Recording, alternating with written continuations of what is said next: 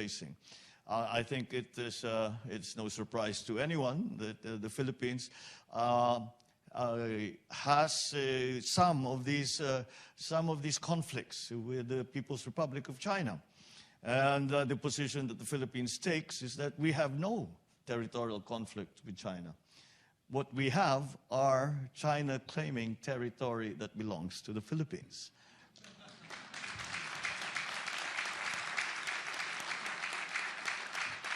So this is the position we take, and with our American partners, we have promoted that position. We have also made it very clear to our friends in Beijing that this is the way we feel about it. And as a consequence of this challenge that we have, this diplomatic, this territorial challenge that we have, I'd like to point out that this is the first national election in the Philippines where foreign policy was an issue with the people. Generally speaking, in our experience, the foreign policy, the ordinary citizen, the ordinary voter, would say, well, foreign policy is not really our concern. Let the experts in government decide that. But when it happens that our fishermen are not allowed to continue with their livelihood, to fish in areas where they have fished for the last 30, 40 generations, then it becomes an issue right at the gut of our people. And that is where we find ourselves now.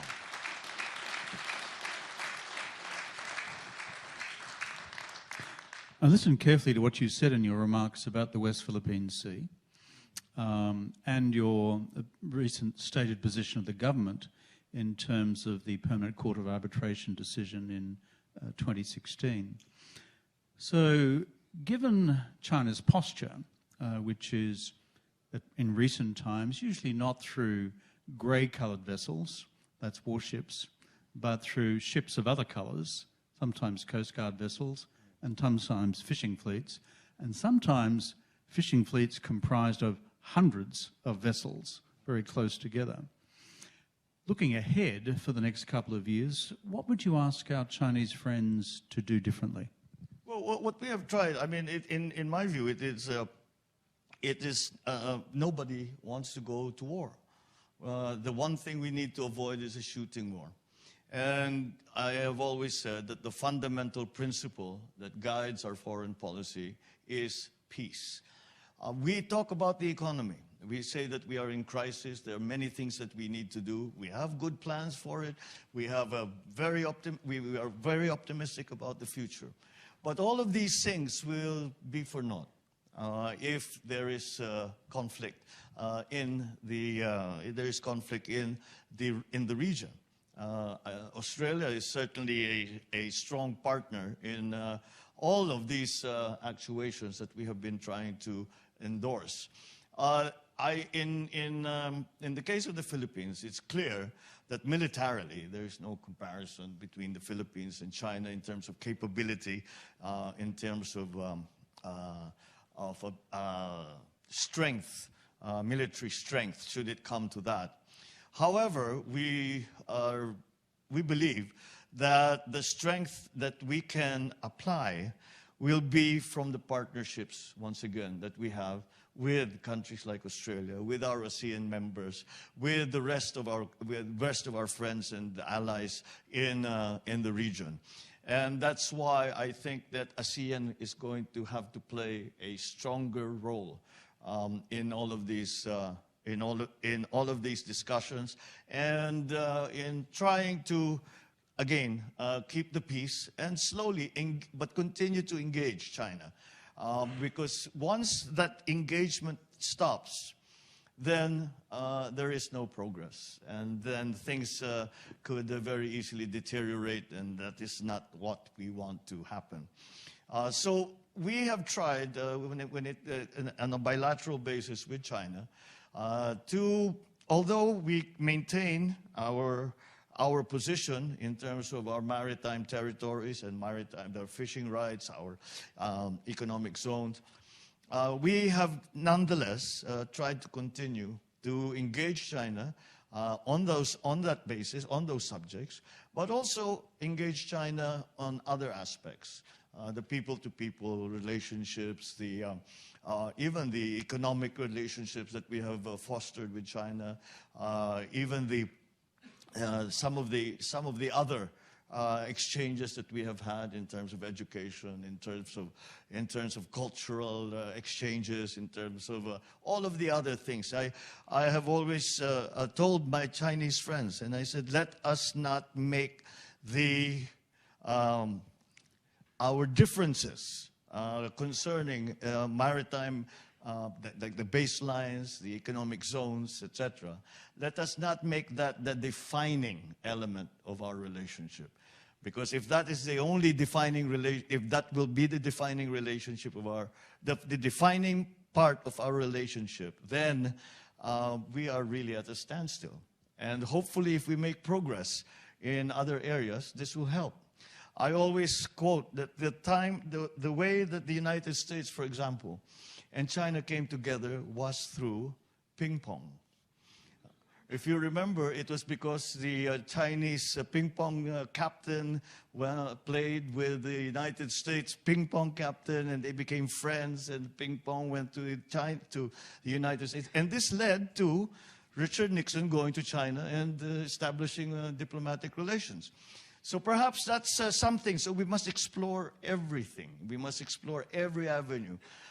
We do it G2G, government to government. Basketball? Could we do basketball? Basketball could be could be another. But in any single way, we never know. You never know where the progress will come. So you have to try everything. You cannot discount anything and limit yourself to just the traditional ways of negotiating, the traditional ways of dealing with this kind of problem. We have to be, to an extent, I'd say that we have been successful, and that we have slowly begun to redefine, or rather, no, not redefine, but to add to that relationship in other aspects of diplomatic life, of political life within the region. And I think that has happened because of, again, the strong partnerships that we have with the other countries, our allies around the region. And that way, that united front that we can present, I think is a very, very important aspect of that engagement. In your speech, domestic politics, 60% of the vote in your election. Pretty impressive. The best I ever did was 53. So you're obviously a better campaigner than me, my friend. So but on domestic politics, and I always head in this direction with all of our guests. I had the Chinese foreign minister here yesterday. Under President Duterte, there were concerns raised about human rights in the Philippines, and particularly in his drugs campaign. Some questions today about legal actions against your Nobel laureate, Maria Ressa. And then even the State Department report, annual report, refers to several hundred continued political prisoners. So your reflections, I noticed what you said before about unifying all Filipinos. Could you give us your reflections on the future of human rights in the Philippines? Well, the argument, or rather the discussion about human rights in the Philippines in the anti-drug war that President Duterte undertook. And as I come into office, you look and you see we cannot stop the drug war. The problem continues to exist. What we can do is to examine and learn lessons from the experience from the past administration. And to go into a little more detail, I think we have found, it is certainly my view, that enforcement, which has been the part of the drug war that has been most vigorously pursued by President Duterte, only gets you so far.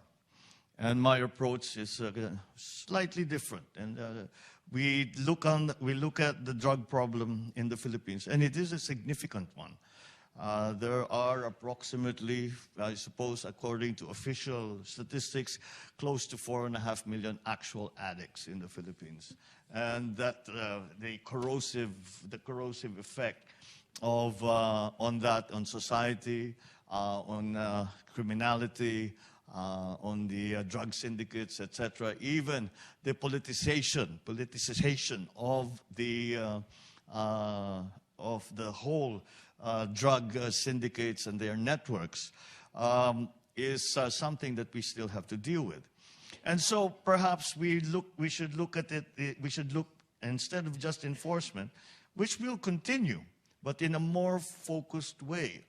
I tell when I first came to my first command conference with our policemen, and I said, we will adjust. Let us adjust our focus, and let us also look at prevention. Let us education to our young people, to say that, you know, this is a dead end. This will get you absolutely nowhere. It will get you put in jail. It will get you killed. And even if it does not do that, this will take away your future. And second part of that is cure.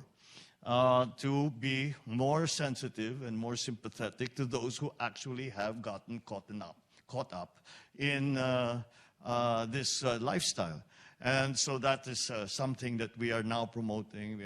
We are trying to learn which are the best methods now to pull our victims, really is what they are, pull them out of that culture and to help them start again and to live a good life as good and constructive members and contributing members of society.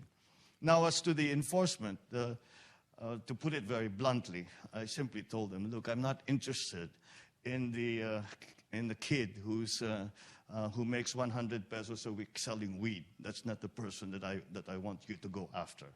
I want you to go after people who, if we get them, if we neutralize them, we put them in jail, we put them away, whatever it is, will make an actual difference, so that the supply of drugs, the system of distribution, the system of importation of drugs, because much of it really does come from abroad, that will actually make a difference. It will put a stop to it.